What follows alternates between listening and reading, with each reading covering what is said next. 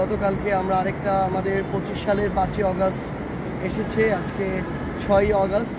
আমরা এনসিপি আমাদের পক্ষ থেকে পুরো বাংলাদেশের মানুষের সামনে আমাদের 24 দফার একটা ইশতেহার দিয়েছি। এই 24 দফার ইশতেহারে 21 নম্বর যে দফা, সেখানে ছিল যে জলবায়ু সহনশীলতা এবং নদী ও সমুদ্র রক্ষা। বাংলাদেশের আমাদের যে সমুদ্র সীমা, এই সমুদ্র সীমা কিন্তু এখন আমাদের যে ল্যান্ডের যে সীমা এর কাছাকাছি প্রায় সমপরিমাণ। সো আমাদের একটা বিশাল অপার সম্ভাবনার জায়গা হচ্ছে আমাদের এই সমুদ্র। এখন সবচেয়ে গুরুত্বপূর্ণ হচ্ছে এই সমুদ্রকে, এই ব্লু জিনিসটাকে আমরা কীভাবে ব্লু ইকোনমিতে পরিণত করতে পারি, আমরা কিভাবে আমাদের এই যে বায়োডাইভার্সিটি জীববৈচিত্র্য রক্ষা করতে পারি, আমরা কিভাবে আমাদের জায়গা থেকে আমাদের এই যে সমুদ্র তীরবর্তী যে মানুষেরা রয়েছে তাদের যে সাস্টেইনেবল একটা জীবন ধারণ সেটা নিশ্চিত করতে পারি। কিংবা আমাদের খুব স্বাভাবিকভাবেই আমরা দেখছি যে গ্লোবাল ওয়ার্মিংয়ের কারণে সমুদ্রপৃষ্ঠের যে উচ্চতা সেটা বৃদ্ধি পাচ্ছে, পৃথিবীর তাপমাত্রা বৃদ্ধি পাচ্ছে। তো এর ফলে কিন্তু আমাদের সমুদ্র উপকূলীয় বিশাল একটা জনগোষ্ঠী অদূর ভবিষ্যতে, আমরা যেটা প্রত্যাশা করি না তেমনটি হতে পারে যে সেই আমাদের ভূমিগুলো কিংবা বসত বাড়িগুলো সমুদ্র গর্ভে চলে যেতে পারে। তো সেই জায়গায় আমাদের প্রয়োজনীয় ব্যবস্থা নেওয়া এবং আমাদের এই সকল জায়গা থেকে সরকারের কিছু গুরুত্বপূর্ণ দায়িত্ব রয়েছে। যেমন এই যে পূর্বাভাসগুলো দেয়া হয়, এগুলো যেন অন্তত একটা নির্ধারিত সময়ের পূর্বে দেয়া হয়, যেন এর ফলে মানুষের যে ক্ষয়ক্ষতি হওয়া এটা যেন কমে আসে। ওইটুকু জায়গায় আমাদের সক্ষমতা অর্জন করা প্রয়োজন। আমাদের এই সমুদ্র, আমরা এখন কক্সবাজারে আছি, এই সমুদ্রটাকে যেন আমরা আমাদের সম্পদে পরিণত করতে পারি। সর্বোচ্চ ধরনের খনিজ সম্পদ থেকে শুরু করে এগুলো যেন আরোহণ করতে পারি এবং এই আহরণটা যেন খুব স্বাভাবিকভাবে সাস্টেইনেবল ওয়েতে হয়, এগুলো আমাদের নিশ্চিত করা প্রয়োজন। এবং আমাদের দিন শেষে যদি আমরা আমাদের নদীকে রক্ষা করতে পারি, সমুদ্রকে রক্ষা করতে পারি, আমরা মাছে ভাতে বাঙালি বলতাম নিজেদেরকে, সেই আমাদের মৎস্য সম্পদের যে বিশাল এক আধার সেটা কিন্তু আমাদের নদী এবং সমুদ্র, এবং আমাদের যোগান আসে এখান থেকে।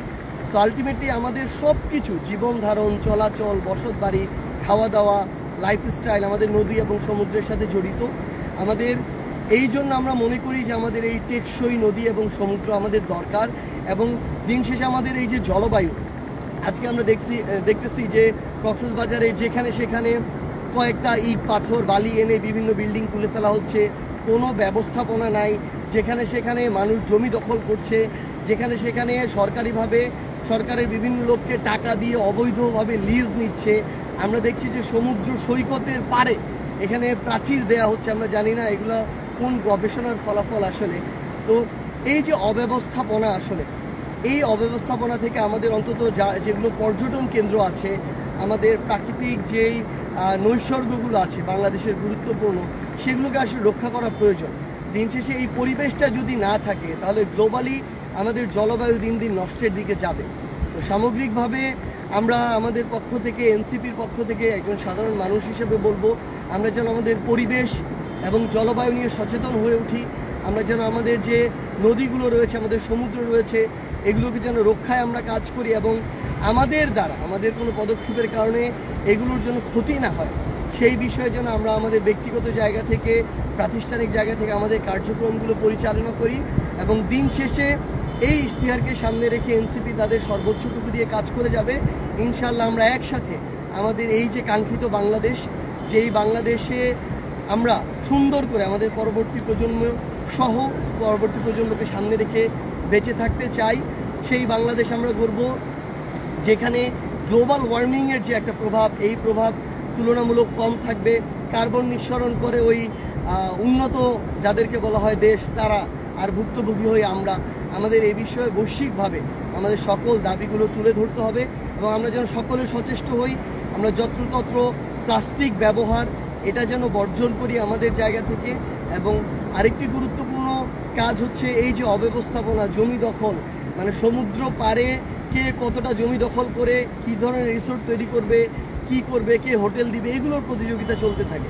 কিন্তু আমরা মনে করি এখানকার যারা রাজনীতিবিদ আছেন, এখানকার যারা স্থানীয় প্রশাসন আছেন, আপনারা আপনাদের জায়গায় অন্তত এই বিষয়ে সচেতন থাকবেন যে আমার সমুদ্রের জমি কিংবা আমাদের সমুদ্র পাড়ের জমি, আমার পাহাড় কেটে যেন এ ধরনের অবৈধ ব্যবস্থাপনাগুলো না হয়। আমরা ইনশাআল্লাহ একসাথে আমাদের সুন্দর যে বাংলাদেশ, সেই বাংলাদেশ গড়ে তুলব।